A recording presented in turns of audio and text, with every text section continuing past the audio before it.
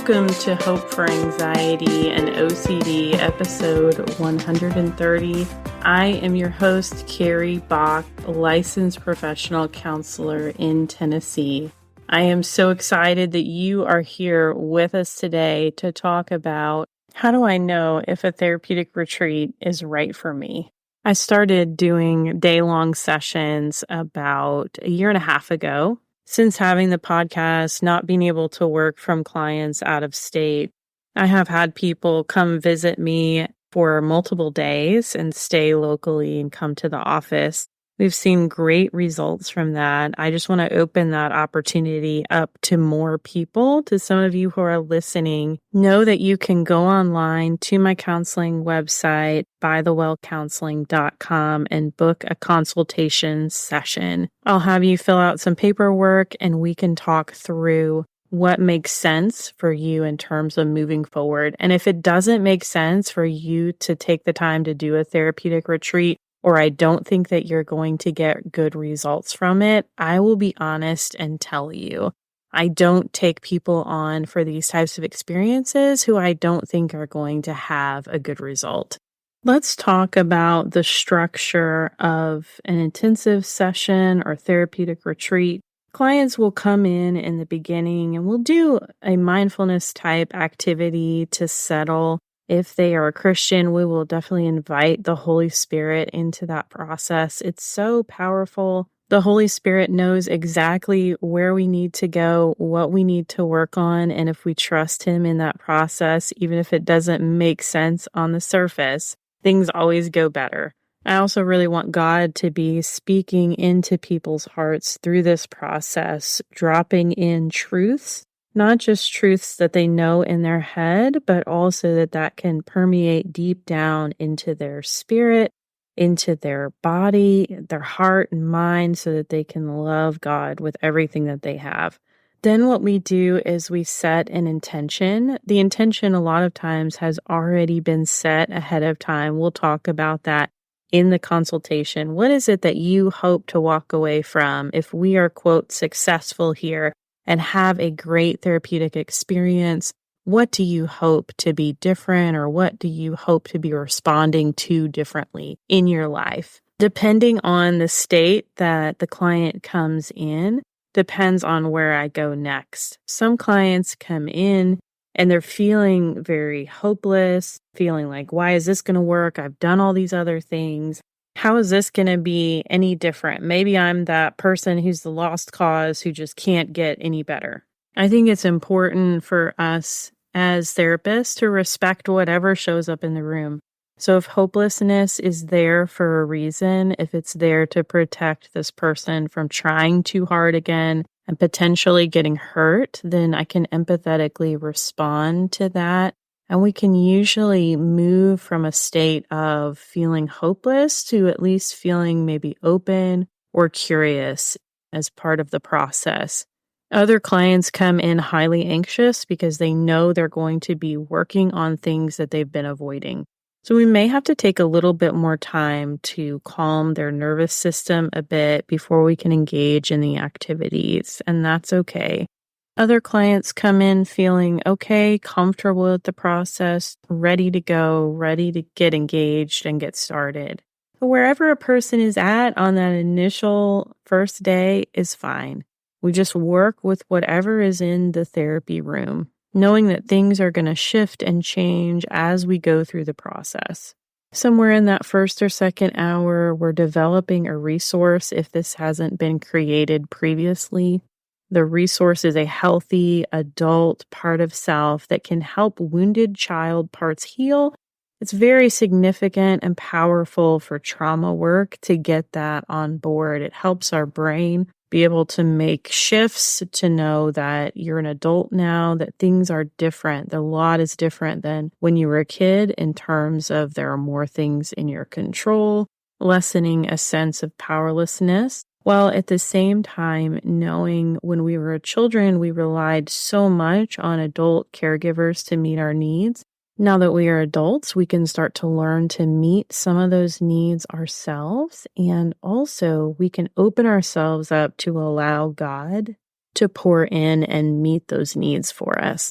We have a total of 3 hours before lunch, so depending how time flows, what comes up in the beginning. We then are moving before lunch into a treatment process where we're looking at what memories do we need to target with EMDR. Two pathways that people can go down here. One is they bring in the memories that they know are bothering them. But another pathway that I often see is people know, okay, for example, I can't seem to stand up for myself. I can't seem to set boundaries, or I can't seem to have any confidence in my life. I want to be able to do things, but I don't feel good about myself. I feel worthless. And they'll tell me, I'm not really sure where this comes from. I know that I've had some things happen maybe in my childhood, nothing super significant, nothing that seems major, but there's just something there that I can't seem to shake, and I'm not sure where it comes from. So we'll take that presenting issue, looking at how does it impact that person in their relationships, in their work, in their social settings, at home, at school. And we'll trace that backwards. So there's a treatment plan process that I do with people. We'll go back and we're just allowing that, getting them into that vein of the nervous system through some questioning, allowing them to sit with what's happening in their body, whatever's coming up. If we're following that nervous system, then God will show us those next places that the person needs to go, or bring those memories to mind that come up related to the present issue. It's important to note that I never dig up stuff from the past arbitrarily. I'm specifically looking for things that are tied to the present issue that are keeping the person stuck in the present right now.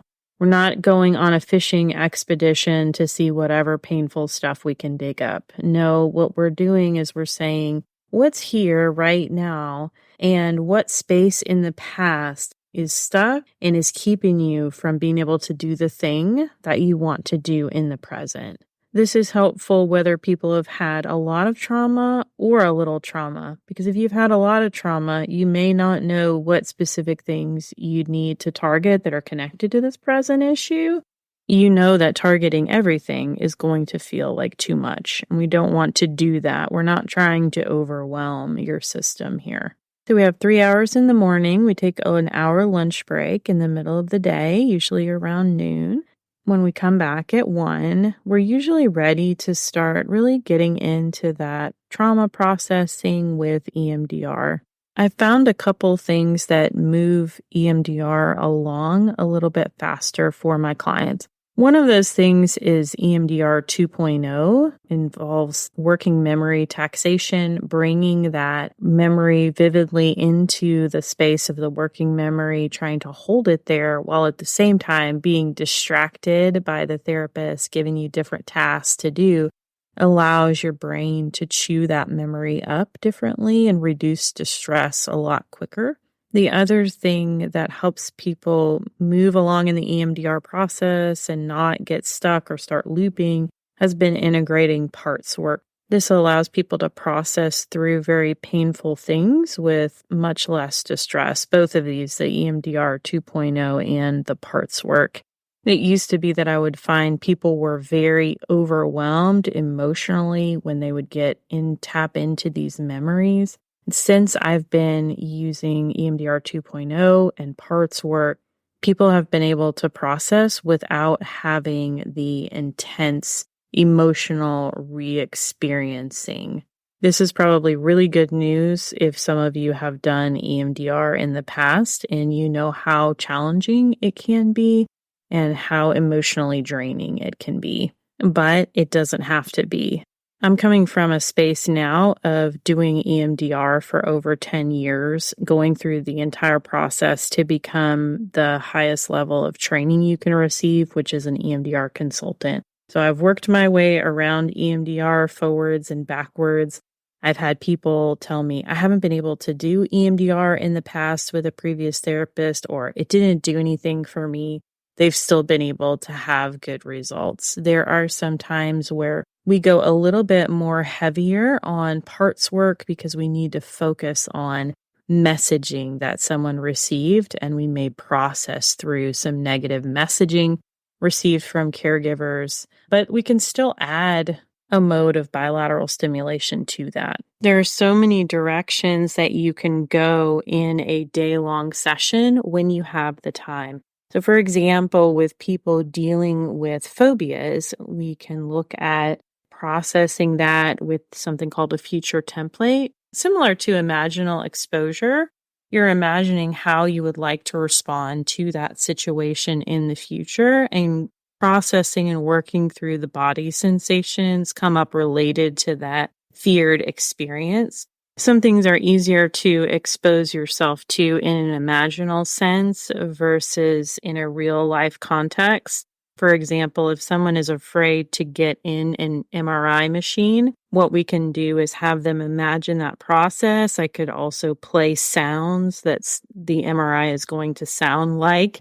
We can look up lots of things on YouTube, look at pictures, whatever is appropriate for the person or whatever they're feeling comfortable with. We can go down some different directions in regards to phobias specifically. We can process obsessions in terms of triggers to obsessions, that feared worst case scenario outcome, having people sit with what if that did happen and process through the body sensations, emotions related to that, the feared scenarios. We can have you practice saying things that you want to say out loud, looking at tone of voice, assertive communication.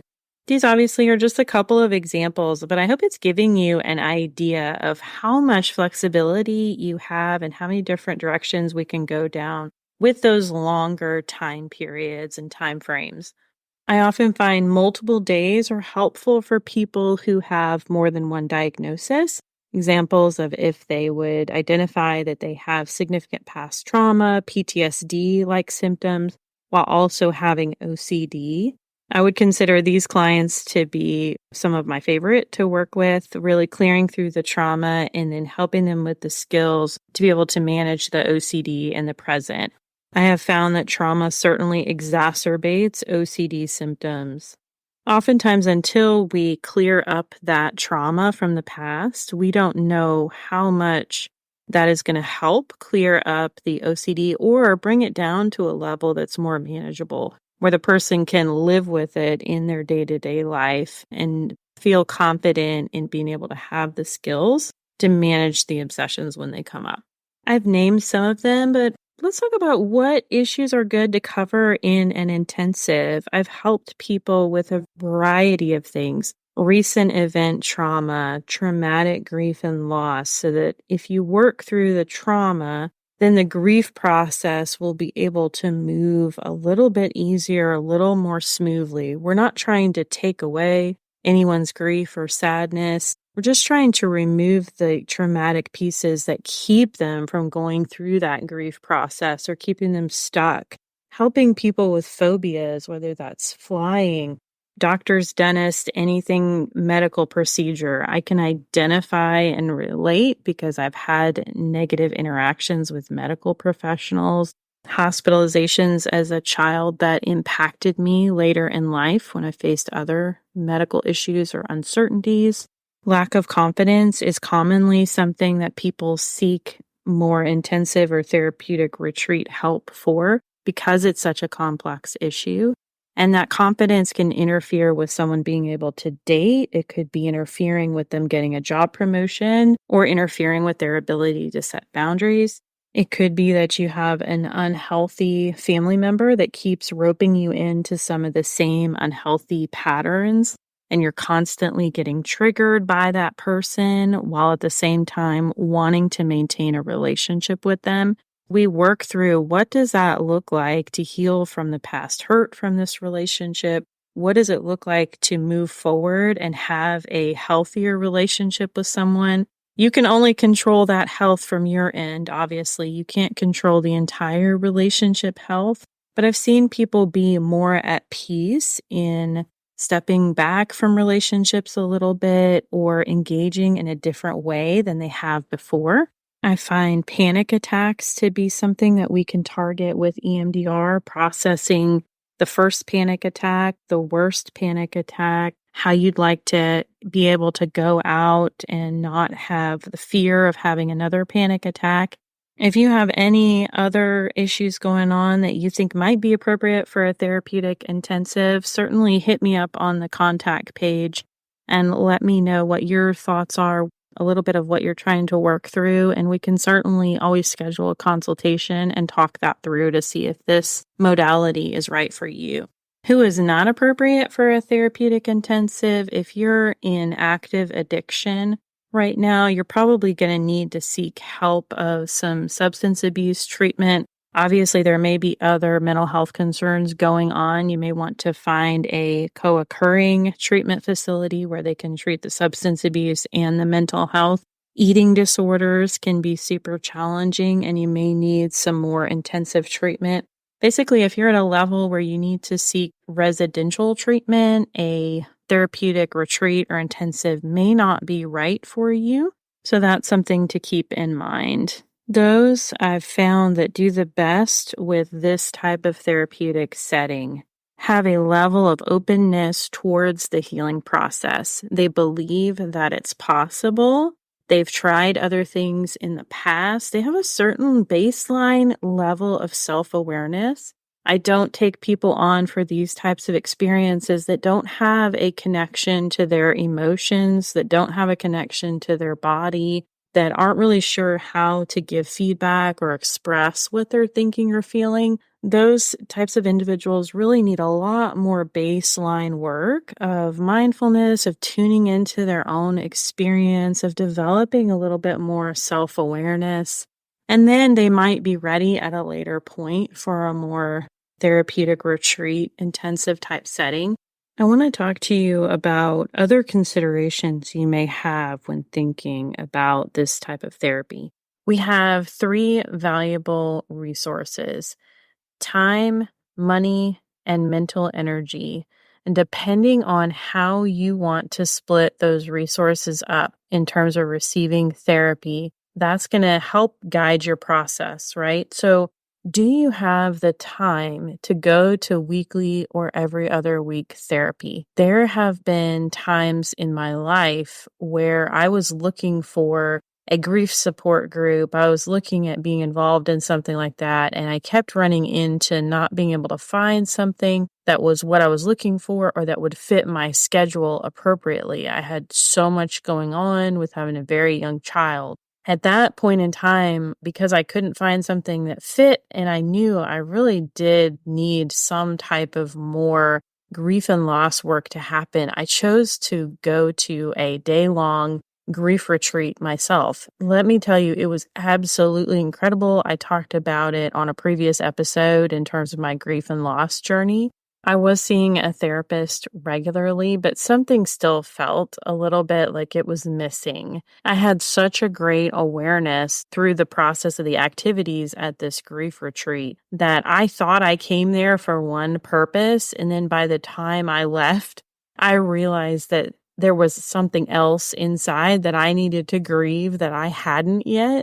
That was what I ended up working on. It was an incredible process that obviously I hadn't recognized that or realized that through going to therapy on a regular basis. In today's society, many people are busy.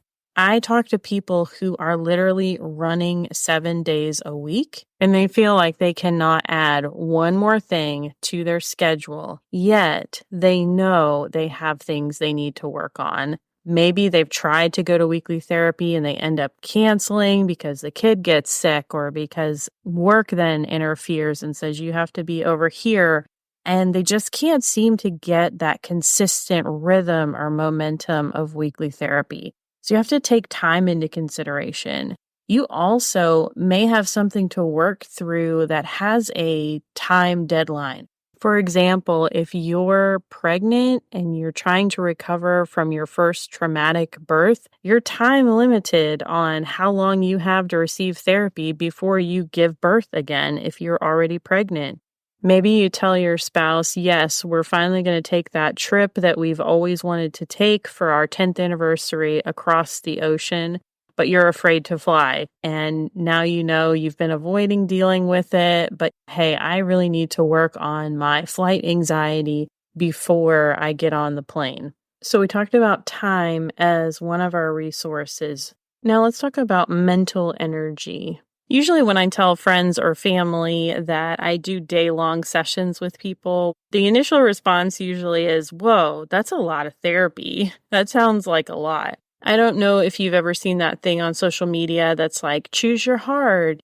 Staying married is hard. Divorce is hard. Choose your hard. This is one of those, I would say, choose your hard, because I know people that come into weekly therapy that say, man, it's hard to unpack this stuff and pack it back up and then go be with my family. Or it's hard to unpack something and then feeling like I'm just starting to hit the emotional nerve, or I'm just starting to really get going on the processing. Then the 50 minutes is up. And unfortunately, your brain is going to continue to chew on things. That's just what it does. It's trying to find resolution. But when you have a longer therapy session, you're giving your brain the gift of time. Yes, 6 hours of therapy in a day can be a lot. I'm not going to lie to you or sugarcoat that. You may want to take a nice, long, happy nap afterwards. However, living with pain day after day is also exhausting. Let's talk for a moment about money. On the surface, a therapeutic retreat is more expensive. However, when you remember that we're actually saving time by condensing the process, I believe that people save money in the long term. I remember one client that I did a one-day session with. She had so many memories that she just needed to process through and unpack that was holding her back in her day-to-day life, things that she couldn't get off her mind. And it was a very rare sort of intensive in a lot of ways, because the targets she essentially picked and knew what things were bothering her. A lot of times we have to go back and do a process and dig for those, but she knew what she needed to process. And I remember we just went through the day and I was like, okay, what's next? And she'd process it and go to the next memory. Okay, what's next? At the end of that session, I told her, literally, this would have taken you a year in therapy to get through all of these memories. I honestly believe that. But her brain was just so ready, and her nervous system, she wanted that healing. She was open to it, and we just were able to go through it so that she didn't have to keep carrying around the pain of those memories over and over and over again.